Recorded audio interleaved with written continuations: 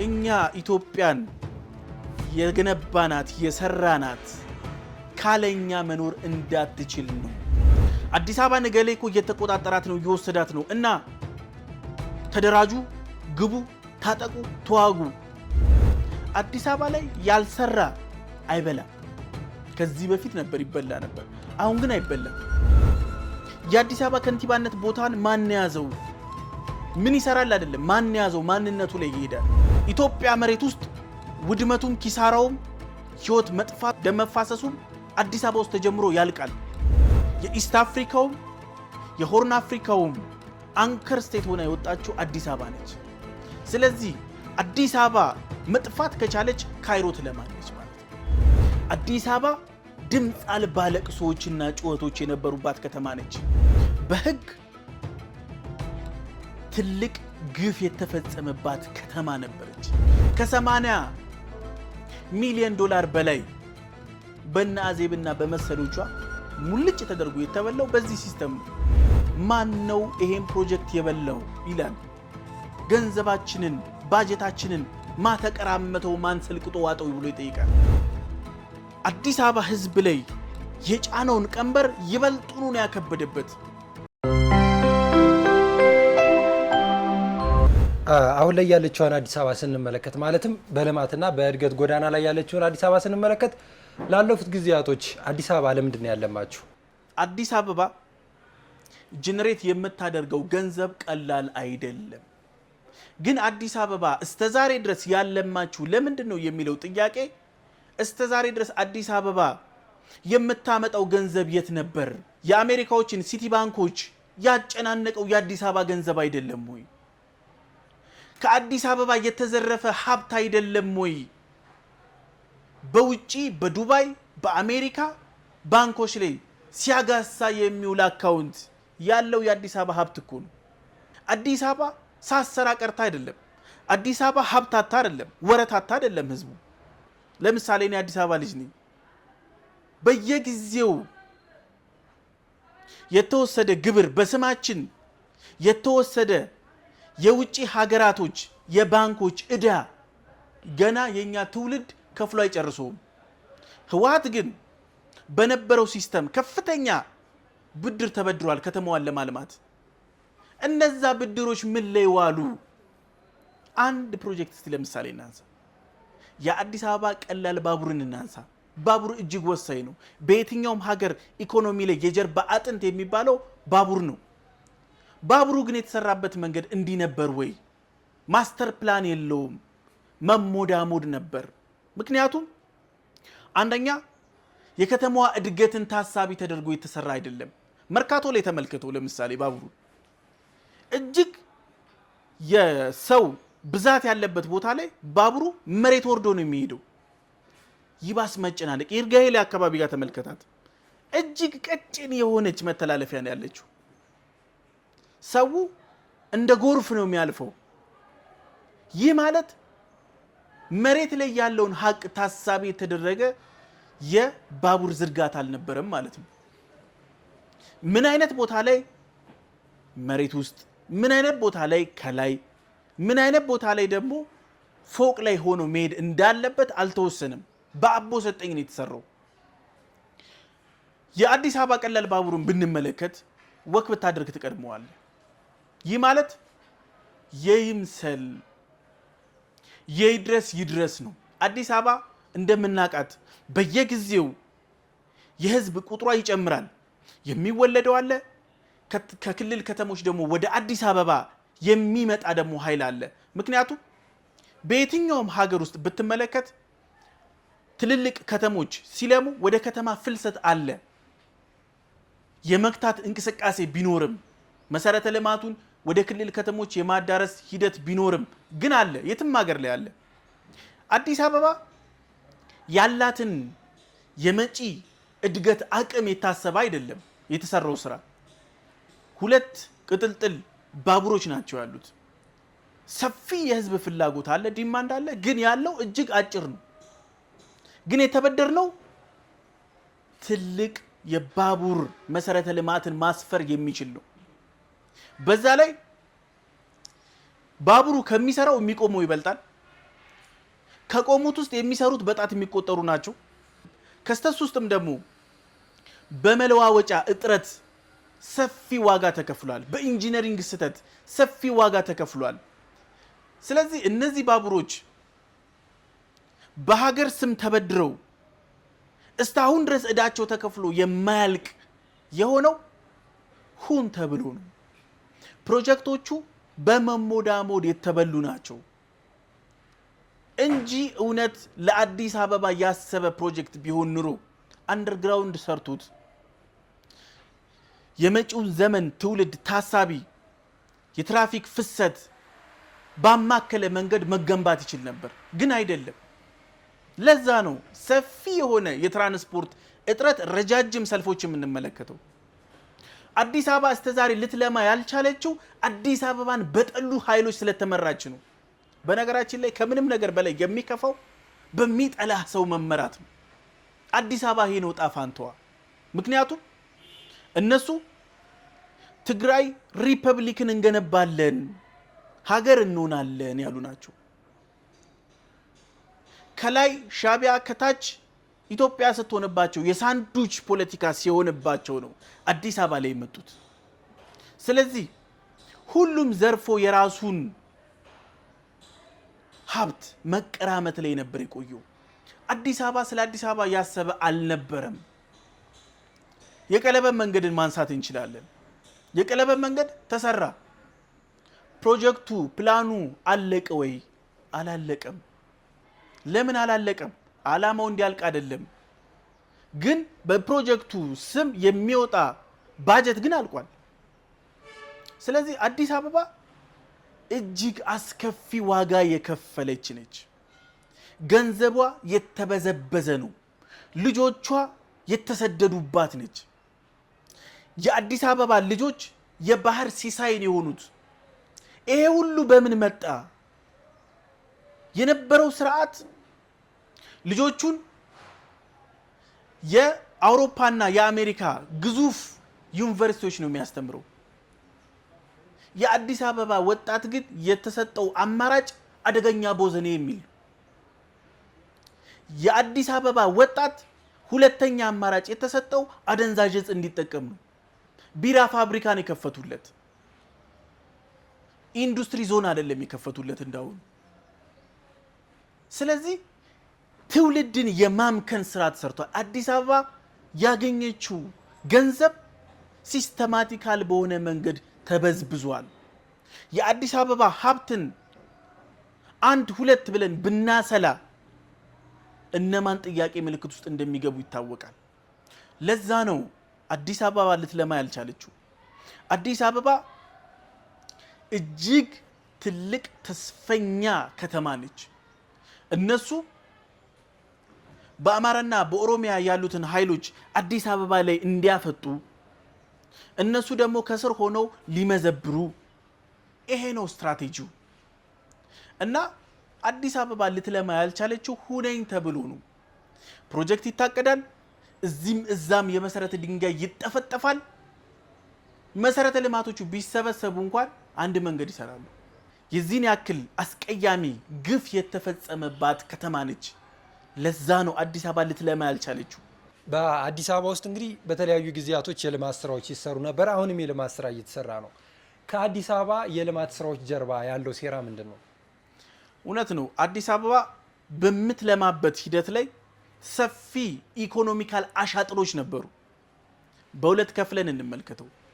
አዲስ አበባ ስትለማ ከጀርባዋ ጦርነት ነበር፣ የሰሜኑ ህግ ማስከበር።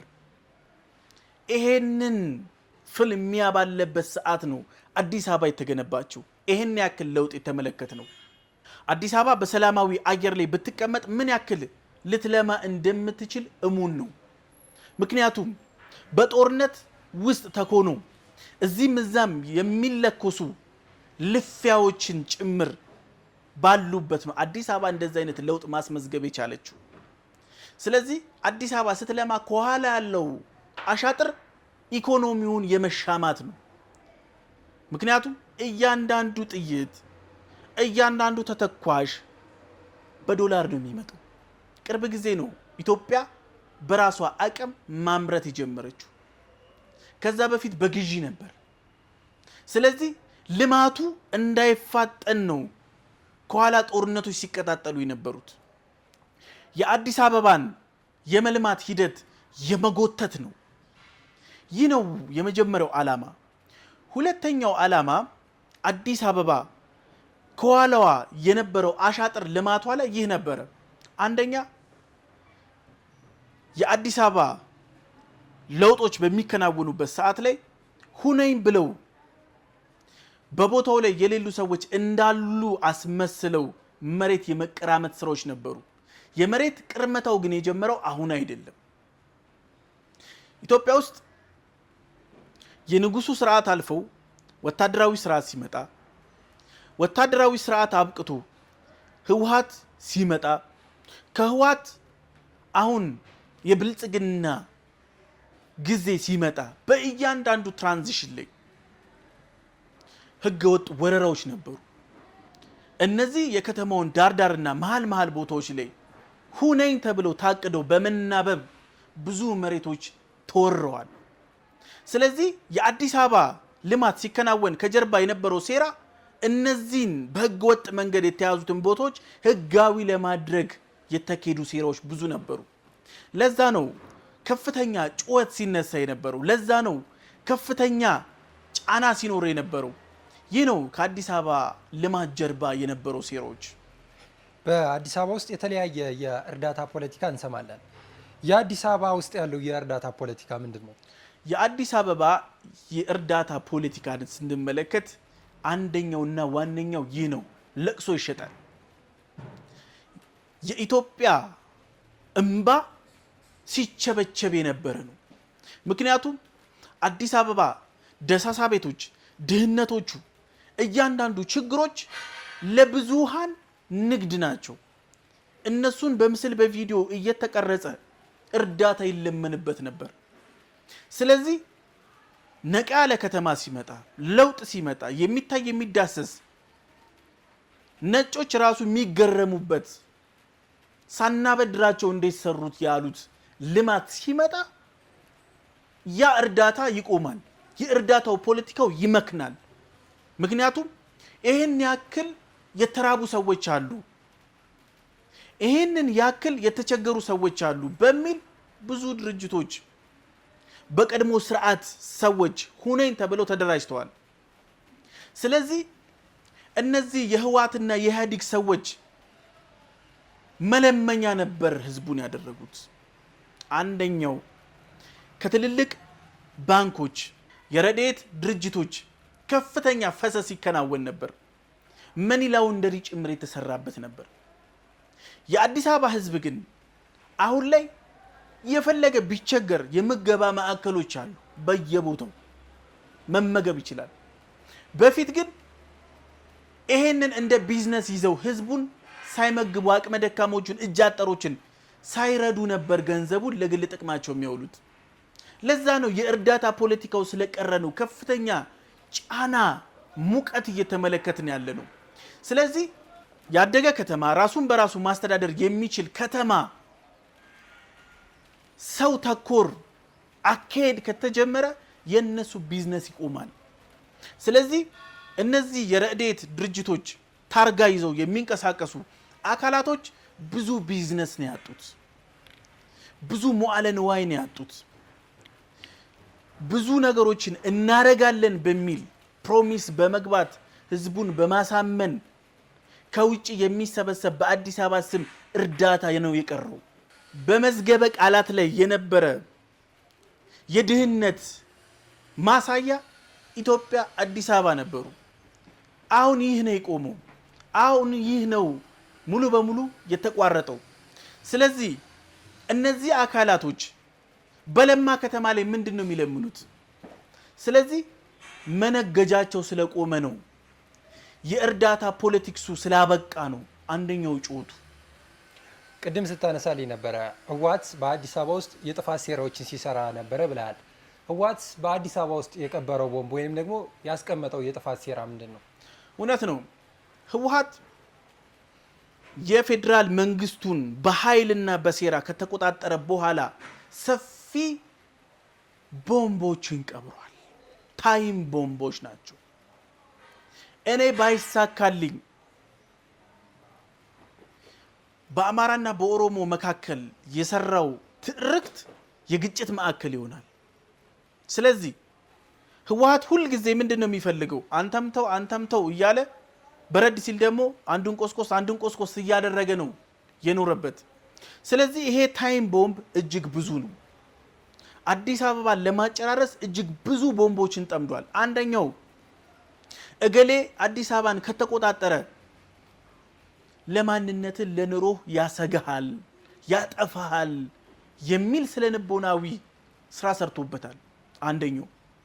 ሁለተኛው ታይም ቦምብ ያለ ህወሓት አዲስ አበባ እንዳትቆም ተደርጋ ነው የተሰራችው። አንድ ጊዜ የኢህአዴግ ጉንቱ ፖለቲከኛ የሚባሉት በረከት ስምኦን እንዲህ ሲሉ ሰምቻለሁ። እኛ ኢትዮጵያን የገነባናት የሰራናት ካለኛ መኖር እንዳትችል ነው፣ ካለ ኢህአዴግ መራመድ እንዳትችል ነው።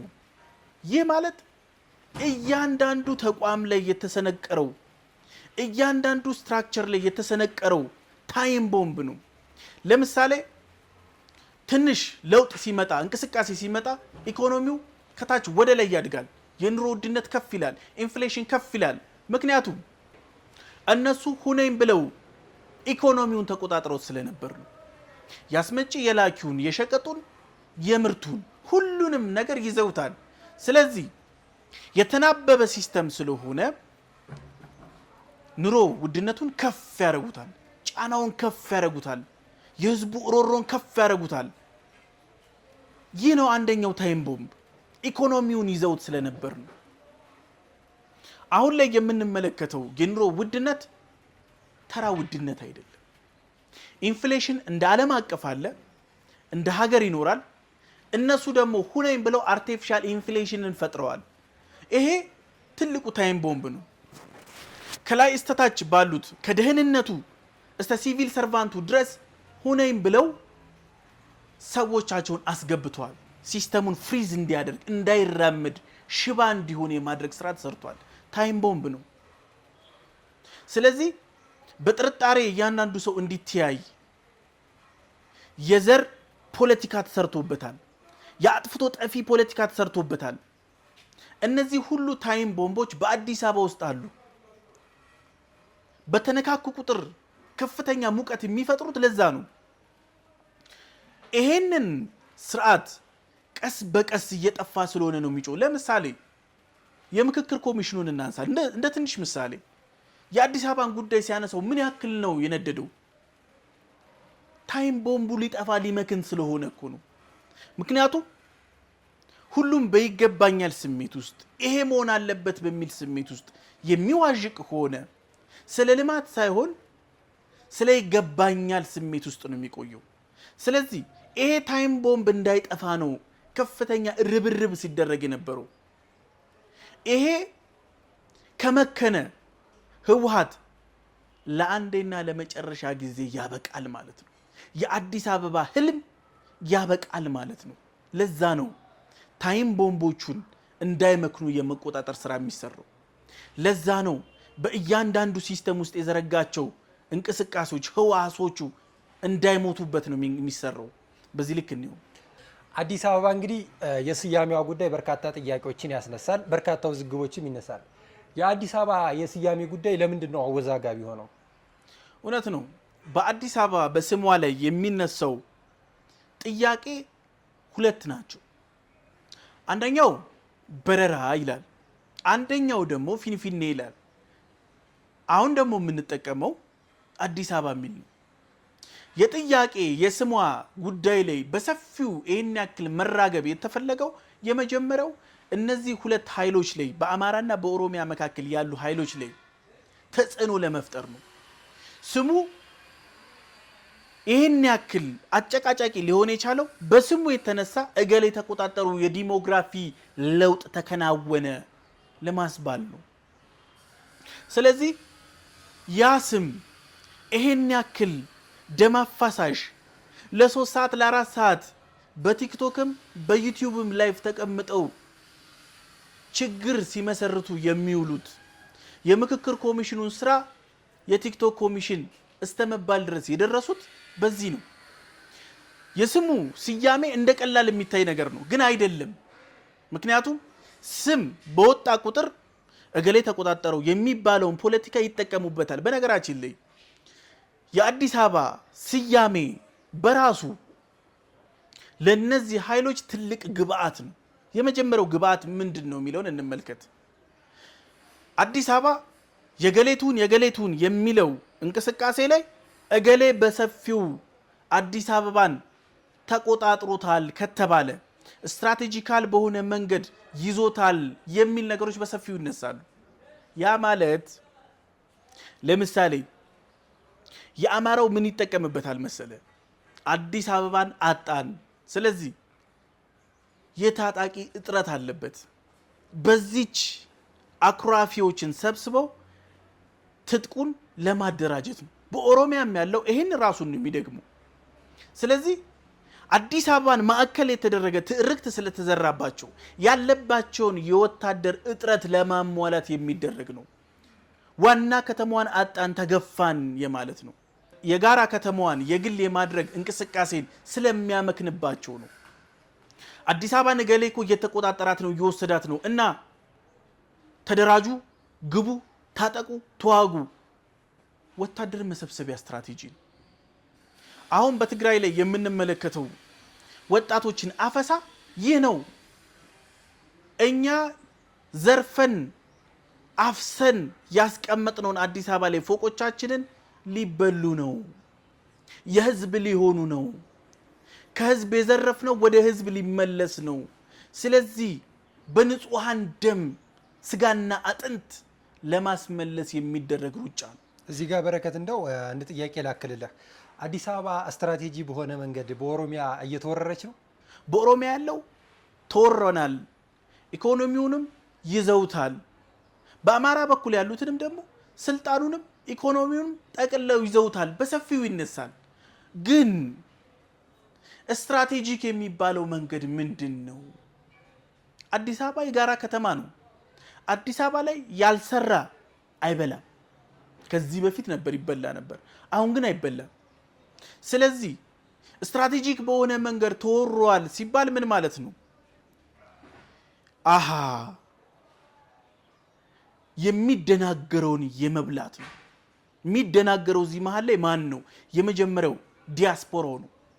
ዲያስፖራው ሰፊ የገንዘብ ፈሰስ ለምን የሚል ስሜት ስለሚያጨርበት እውነት ስለሚመስለው ስለሚደናገር ሰፊ ፈሰስ ለነዚህ ኃይሎች ይልካል። ሁለተኛ ያለባቸውን ሰፋፊ የፖቴንሻል እጥረት ያሟላላቸዋል፣ በቀላሉ ማግኘት ይችላሉ። ስለዚህ ያለው አማራጭ ምንድን ነው? ትልልቅ ቦታዎች ላይ ማን ነው ያለው? የአዲስ አበባ ከንቲባነት ቦታን ማን ያዘው? ምን ይሰራል አይደለም፣ ማን ያዘው? ማንነቱ ላይ ይሄዳል። ስለዚህ እገሌ ያዘው ማለት እገሌ ብሔር ተቆጣጠረው ማለት ነው ይላል። የአዲስ አበባ አስተዳደርን የሰራተኛውን የአመራሩን ስብጥር ግን ብትመለከተው እሱን አያሳይህም። በአንድ አካል ተወሯል የሚለውን አያመላክትም። ግን ሁነኝ ተብሎ የሚደረገው ለዚህ ነው። በዛኛውም ብሔር በኩል ቢሆን ይሄኛው የሚያነሳው ይሄንን ነው፣ በዚህኛው ቢሆንም ያኛው የሚያነሳው ይሄንን ነው። ስለዚህ ይሄ ጥያቄ በዋነኝነት የዶላር ጥያቄ ነው፣ የከርስ ጥያቄ ነው፣ የአእምሮ ህመም ነው። ወንድም ወንድሙን የማባላት የማጨራረስ ሲስተም ነው። የብሔር ፖለቲካ በዚህን ያክል በጽንፍ ደረጃ የተነሳ ያለው እነ ግብፅ እነ ሻቢያ ሁነኝ ብለው ያስቀመጡት ነው እስከዛሬ ድረስ። ምክንያቱም ኢትዮጵያውያኖች በትንሹ በአዲስ አበባ ጉዳይ እንኳን ተነስተው ንትርክ ውስጥ ገብተው ብረት ቢማዘዙ እርስ በእርስ ቢጨራረሱ ኢትዮጵያ መሬት ውስጥ ውድመቱም ኪሳራውም ህይወት መጥፋት ደም መፋሰሱም አዲስ አበባ ውስጥ ተጀምሮ ያልቃል። ሻቢያ ምን ይላል? እኔ መሬት ላይ ውድመቱ ሳይመጣ ጠላቶችን እርስ በእርስ አጨራርሼ ከስጋቴ ነፃ ሆኛለሁ። ይህ ነው የጠላቶቻችን ስትራቴጂ። ጦርነቱን፣ ችግሩን፣ መከራውን ከቤታቸው የማራቅ ነው፣ ከሀገራቸው የማራቅ ነው። እኛ እንድንጨራረስ ነው መሳሪያ የሚያቀብሉን፣ ዶላር የሚያቀብሉን፣ ስትራቴጂ የሚያቀብሉት። ለዛ እኮ ነው። በቅርብ ጊዜያቶች እንኳን እነ ሞንጀሪኖ ሲናገሩ የነበሩትን ንግግር ማንሳት እንችላለን። አዲስ አበባ ስትንደርስ ብዙ ኃይሎች ያግዙናል። አዲስ አበባ ስንደርስ ግን የአሸናፊዎች አሸናፊ ጦርነት ይኖራል። የአሸናፊዎች አሸናፊ ጦርነት ምንድን ነው? ከዚህ ቀደም ህወሓት እያደረገው ነው። ህወሓት አዲስ አበባ ላይ ሲደርስ ብዙ ኃይሎች ያግዘውታል። 4 ኪሎ ጋር ግን ሲደርስ እነዛን ሁሉ ኃይሎች ታርጋና ስም ለጥፎ አባሯቸዋል። አሁንም ተሸክመውት እንዲያደርሱትና እንዲይዝ ነው። በዋነኝነት እያንዳንዱ እንቅስቃሴ ጠላት እርስ በእርስ ተጨራርሰን እንድንጠፋ ነው፣ እንድንመክን ነው። አዲስ አበባ አንከር ስቴት ሆናለች። የዚህ የኢስት አፍሪካውም የሆርን አፍሪካውም አንከር ስቴት ሆና የወጣችው አዲስ አበባ ነች። ስለዚህ አዲስ አበባ መጥፋት ከቻለች ካይሮ ትለማለች ማለት ነው። ካይሮ ምን የሚል ሐሳብ ያለ በዚህ በቀይ ባህር ቀጠና ላይ ብቸኛ ኃይል ሆኖ የመውጣት ፍላጎት አለ። ያንን ለማሳካት ነው አዲስ አበባ ላይ ይህን ያክል የብሔር ፖለቲካ፣ የኢኮኖሚ ፖለቲካ ሴራ የሚከናወነው። የእኔነት ስሜት ሀገራቸውን ሲዘርፉ የማይደነግጡ ህወሓቶችን ፈልፍላ ያመጣችሁ ለዚህ ነው። የመጨረሻ ጥያቄያችን የሚሆነው በረከት እንግዲህ በተለይ ደግሞ በአዲስ አበባ ውስጥ የመልካም አስተዳደር ጥያቄ ነው። አዲስ አበባ የመልካም አስተዳደር እጦት ነበረባት? በደንብ። አዲስ አበባ ሰሚ አልባ ጩኸቶች በየቀኑ የሚሰሙባት ነበረች። አዲስ አበባ ድምፅ አልባ ለቅሶዎችና ጩኸቶች የነበሩባት ከተማ ነች። ሁነኝ ተብሎ አንድ አካል በሪሞት እንዲቆጣጠረው ተደርጎ የተሰራ ነው። እያንዳንዱ ሲስተም የተኮላሸ ሲስተም ነው። ምክንያቱም ኢህአዴግ በዘመኑ ከሰራቸው ክፋቶች ፖሊሲ ያወጣል፣ ህግ ያጸድቃል። የፈለገውን ምዝበራና የፈለገውን መሬት የፈለገውን ኢኮኖሚ ከተቆጣጠረ በኋላ ፖሊሲውም ይቀየራል፣ ህጉም ይቀየራል። ምክንያቱም በልኩ ነው ሁሉን ነገር ሲቀድ ሲሰፋ የነበረው፣ በልኩ ነው ሁሉን ነገር ሲያመቻች የነበረው። ስለዚህ እያንዳንዱ የአዲስ አበባ ህግ፣ አሰራር፣ ደንብ የወጣው ለስርዓቱ ቅርበት ላላቸው ሰዎች ብቻና ብቻ መጠቀሚያ እንዲሆን ተደርጎ ነው። ስለዚህ ለዛ ነው የማያራምድ የሆነው። ለዛ ነው ከተማዋን ለመቦጥቦጥ ብቻ እንዲመቻች ተደርጎ ስለተሰራ ነው የአዲስ አበባ ፖለቲካ እስካሁን ድረስ የለቅሶ ፖለቲካ የነበረው። አሁን ላይ ስለ አዲስ አበባ ችግሮቿ ገለጥለጥ ተደርጎ ሲታይ ብዙ ችግሮች እየወጡ ያሉት ለዛ ነው። ከአጎራባች ከተሞች ጋር በአይነ ቁራኛ እንድትተያይ ያደረጋት ሁነኝ ተብሎ የተሰራ ሴራ ነው እንጂ አዲስ አበባ ከሌሎች ክልሎች ቀርቶ ከአፍሪካ ከተሞች ጋር በሰላም መኖር መስራት የምትችል ነች። በህትማማችነት በወንድማማችነት መንፈስ ማደግ የምትችል ነበረች። ግን አላማው ግን እሱ ስላልነበር ነው በህግ ትልቅ ግፍ የተፈጸመባት ከተማ ነበረች። አዲስ አበባን እንዴት አድርገን እንመዘብራለን? እንዴት አድርገን እናጥባታለን? እንዴት አድርገን ከላይ እስከታች መቆጣጠር እንችላለን? እንዴት አድርገን የብሔር ስብጥሩን ማዛባት እንችላለን? ዲሞግራፊውን እንዴት መለወጥ እንችላለን? የገሌን ብሔር እንዴት መቀነስ እንችላለን? ይህ ነበር ሲሰራ የነበረው። የመልካም አስተዳደሩ ቀላል ስራ አይደለም። ኢህአዴግ ህዝቡን ከመጥላቱና ከመፍራቱ የተነሳ በትንሹ አንድ ማሳያ እናንሳ። 4 ኪሎ አካባቢ ያሉትን ቤቶች፣ ሰፈሮች ሙሉ በሙሉ አንስቶ ከከተማው ዳር ነው የጣለው። ህዝቡን ምን ያክል እንደሚጸየፍ ነው የሚያሳየው። ዳር ሲጥላቸው ደግሞ ዳር ያለውን ደግሞ ገበሬ ይባልጡኑ ደግሞ ወደ ዳር ይጥለዋል። ስለዚህ ምን ያክል በጥላቻ መንፈስ ሲንቀሳቀሱ እንደነበረ ግልጽ ነው። የአስተዳደሩ ስርዓት ሁነኝ ተብሎ እንዳያራምድ የተሰራ ነው። ግለሰቦች ብቻ አዛዥ ናዛዥ እንዲሆኑበት የተደረገ ነው። ከ80 ሚሊዮን ዶላር በላይ በእነ አዜብና በመሰሎቿ ሙልጭ ተደርጎ የተበላው በዚህ ሲስተም ነው። በግንባታ ስም ነው፣ በልማት ስም ነው። ይሄን ደግሞ ማድረግ የምትችለው ህጉን አንተ ስትጽፈው ነው። አንተ ትጽፈዋለህ። አንተ የፈለግከውን ጨዋታ ከተጫወትክ በኋላ ሰርዘ ደግሞ ሌላ ህግ ታመጣለህ። ይሄ ነበር ሲከናወን የነበረው። ዱባይ፣ አሜሪካ የወርቅ ሱቆች ሲርመሰመሱ የሚውሉት በ100,000 ዶላሮች ልብስ ሲለበስ የነበረው ከአዲስ አበባ የተዘረፈ ሀብት ነው። የአዲስ አበባ ላብ ወዝ ነው። ስለዚህ ህግን ህወሓት የተጠቀመበት እንደ መዝረፊያ ነው። ህግ በራሱ ሙሉ አይደለም፣ ግን ደግሞ ሁን ተብሎ ሲሰራ ለዚህ ነው። ህወሓት በነገራችን ላይ ከህገ መንግስቱ ጀምሮ ነው አዲስ አበባን ሲጨቁናት የነበረው። ከአዲስ አበባ መስተዳደር ከላይ እስከታች ያለውን ሲስተም ሁነኝ ብሎ ነው ሲይዘው የነበረው። እያንዳንዱ ነገር ለነሱ እንዲመች አድርገው ይሰሩት ነው።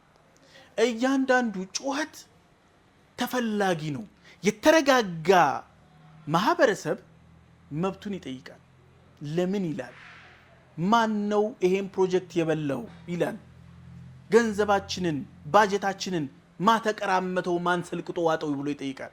ስለዚህ በአሰራር በህግ በደንብ እንዲሁም እንዳይረጋጋ ኢኮኖሚውን ጭምር በመያዝ ነው የሰሩበት።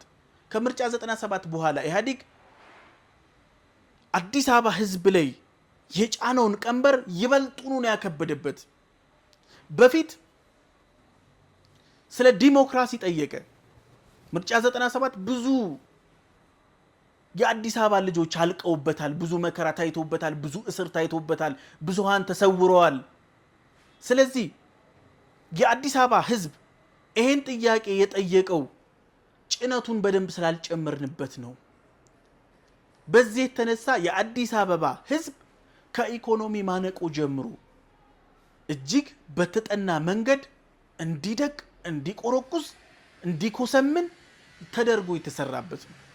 ለዛ ነው የአዲስ አበባ የመሰረታዊ የሚባሉ የህግ ክፍተቶች፣ እርስ በእርስ የሚጣረሱ ስርዓቶችን እየተመለከትን ያለ ነው ሁነኝ ተብሎ ስለተሰራበት ነው። በዚህ ልክ ነው። በረከት ከልብንም አመሰግነው። በተለይ በአዲስ አበባና ከአዲስ አበባ ጋር በተያዙ የተለያዩ ጉዳዮችን አንስተን ሰፋ ያለ ቆይታ አድርገናል። ከልብ አመሰግናለሁ። በቀጣይ ቀን በሌሎች ጥያቄዎችና በሌሎች አዳዲስ ሀሳቦች ደግሞ እስከምንመለስ እንግዲህ ተመልካቾቻችን ቸር ቆዩን እያለን ለነበረን ቆይታ ግን ከልብ አመሰግናለሁ።